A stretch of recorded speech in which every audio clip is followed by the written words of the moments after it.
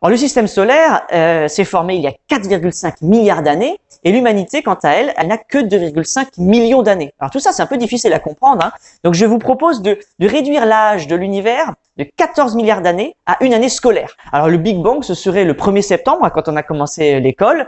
Et sur nos agendas, c'est toujours important d'avoir un agenda, hein. Dans notre agenda, on voit que on va s'arrêter le 8 juillet. 8 juillet, 18 heures. Alors dans ce cas-là, si on réduisait les 14 milliards d'années de l'histoire de l'univers, la formation de la Terre, ce serait le 24 avril. Et l'humanité apparaîtrait le 8 juillet à 17h58, 2 petites minutes avant la sonnerie de classe. Alors il est aussi parfois difficile d'appréhender les distances, hein.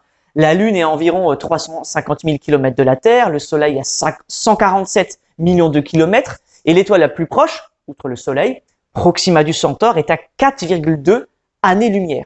Ah oui, parce que la lumière, elle met 4,2 années à nous parvenir. En 4 ans, ça va. Non, ça va pas. La lumière elle-même, elle parcourt 300 000 kilomètres en 1 seconde. Alors, dans une année, il y a 365 jours.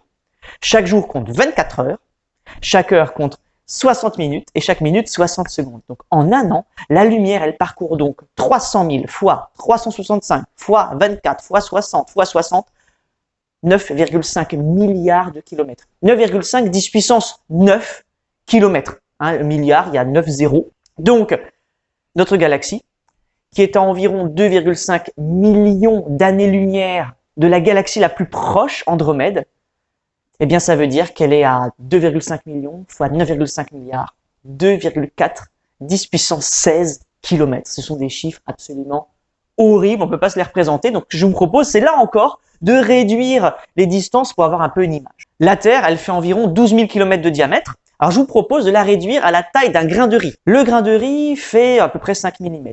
Alors, ce qu'on va faire, on va réduire l'ensemble des distances de manière proportionnelle. Grosso modo, si je prends la Terre et je mets un grain de riz à côté, le grain de riz, il est 2,5 millions de fois plus petit que la Terre. Donc, si ma Terre, elle fait la taille d'un grain de riz, eh bien, la Lune, elle serait à 13 cm de notre planète Terre.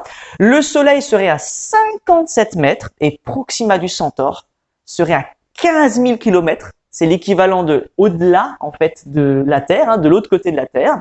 Et Andromède serait à 92 milliards de kilomètres. Ça fait loin, hein.